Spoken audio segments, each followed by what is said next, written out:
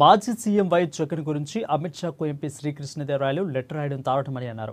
YCP రాష్ట్ర doctors విభాగ అధికార ప్రతినిధి డాక్టర్ చింతలపూడి అశోక్ కుమార్ అధిక వైసీపీ పార్టీలో ఉన్నప్పుడు జగన్పై ఉన్న కేసుల గురించి తెలియదా అని ప్రశ్నించారు. పార్టీ నుంచి బయటకు వెళ్లాకే గుర్తుకొచ్చాయని ప్రశ్నించారు. రాష్ట్రంలో జరుగుతున్న హత్య రాజకీయాలపై కేంద్రానికి లెటర్ రాయాలని ఎంపీకి సవాల్ విసిరారు అశోక్.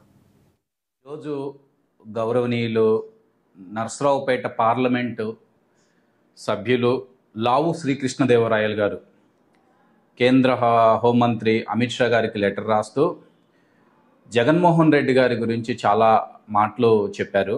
ఏంటంటే 11 సిబిఐ కేసులు ఉన్నాయి, ఈడీ కేసులు ఉన్నాయి, హత్యా రాజకీయాలు చేస్తున్నారు అని చాలా ఉదహరిస్తూ ఒక లెటర్ రాయటం జరిగింది.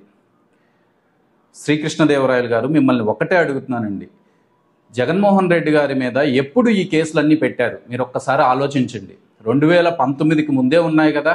మరి 2019కి ముందే ఉంటే అవన్నీ తెలిసి మీరు ఆ రోజు వైఎస్ఆర్సీపీ పార్టీలో జాయిన్ ఎలా అయ్యారు? అప్పుడు ఎంపీ ఎలా అయ్యారు? నా క్వశ్చన్ అది. జగన్మోహన్ రెడ్డి గారి మీద కేసులు పెట్టింది ఎవరు?